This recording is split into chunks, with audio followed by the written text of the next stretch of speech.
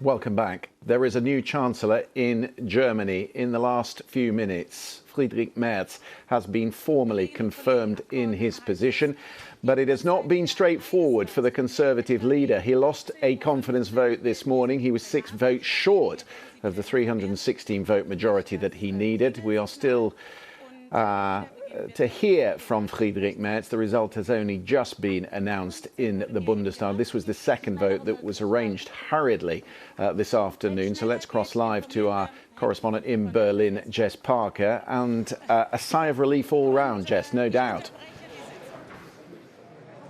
Yes, so just happened, just broken here in the Bundestag. It looks like Friedrich Merz has made it through the second time around.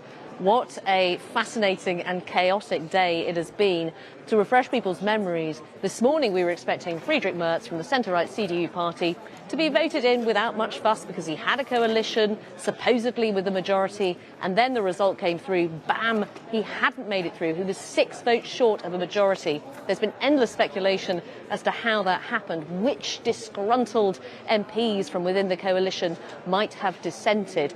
But then there was a lot of conversations going on behind closed doors. They went for it a second time, and it seems that whoever decided not to support Friedrich Merz the first time around, well, a few people have changed their minds, and he has made it through. But a hugely embarrassing day for Friedrich Merz. He has been trying to project strength and certainty, this antidote to the last divided government. This is not how he wanted to start his term in power, and I think it has made him look politically weak. This was the first time a would-be chancellor failed to secure a majority in 76 years of the German Republic, Jess. It's not the ideal start, as you say. If he is now to form this new cabinet and take over, is he weakened by the loss of that first vote today? Yes, so as you say, it is not exactly how they wanted things to go today.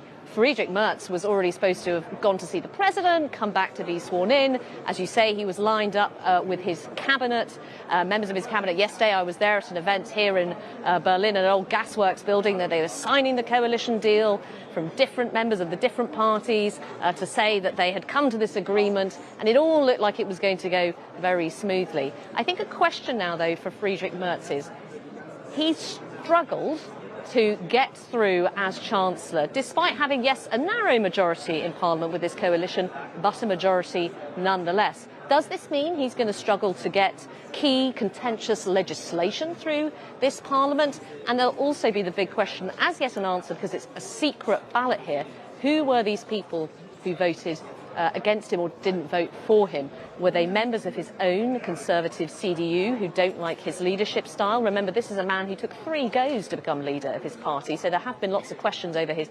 popularity within the party. Or were they figures from within the centre-left SPD, dissatisfied with their leadership or indeed the coalition agreement? We don't know, but it's an uncomfortable moment for the new chancellor. He'll hope to try and get back on track now. He's supposed to be whizzing off to Paris and Warsaw tomorrow as part of a big tour to try and rebuild frayed ties, as he sees it, with important European partners. But Paris and Warsaw will have noticed what has happened, and it's all pretty embarrassing for the new chancellor. Jess Parker in Berlin, thank you very much for that.